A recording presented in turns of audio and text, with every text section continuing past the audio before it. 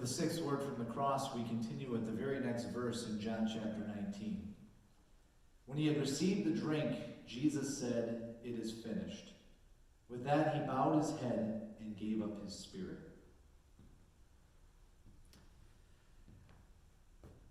I wonder what was on Jesus' mind when he said the word "it." It's obvious what he's declaring here. The work that needed to be done for the salvation of the world, the payment that needed to be made for sin, that has been completed. It's finished. I did what I set out to do. But I just can't help but wonder, was Jesus thinking of specific things when he said the word "it"? Did his mind go all the way back to the garden, to the very beginning of our creation? And did it go back to that promise there when he said, "I will send the seed of the woman, and that seed of the woman will crush the serpent's head and will restore peace and hostility to where they belong, that no longer will there be hostility between God and his crown, mankind, but instead there will be peace when he puts the hostility back where it belongs and breaks the devil's power." Did Jesus say "it" and think of all of that? Or did Jesus say "it" and think back to his birth, Christmas, maybe 9 months prior to that, right? When he became a true human being, when he took on flesh in order to save us. Was that the "it" in his mind, the life that he had lived, and every day where he had perfectly kept the law of God for us? And now here at the end is the fulfillment.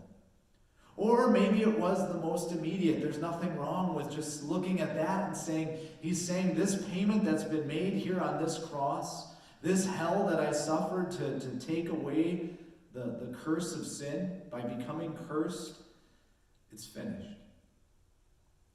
Who knows? All those things are true, though.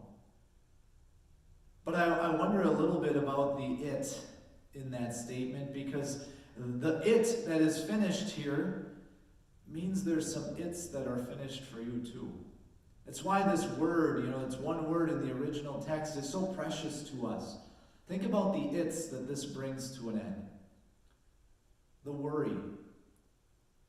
The worry in those moments when I'm feeling such a burden of guilt and I've done the thing that I think there's no way God could possibly love me anymore. There's no way I could ever be forgiven for this. Well, here Jesus says that worry is finished.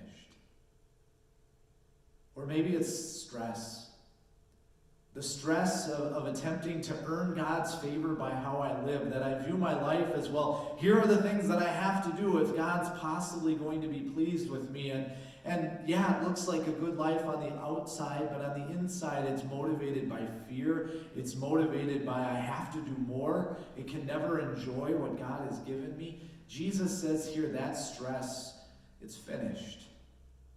Because it's all about what I've done for you. Maybe it's fear itself.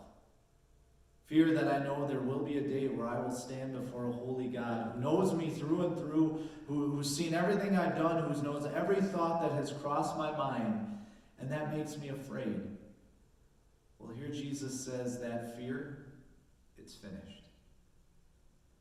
All because the Son of God would not stop until it was complete, until your salvation was won. All of it rests here.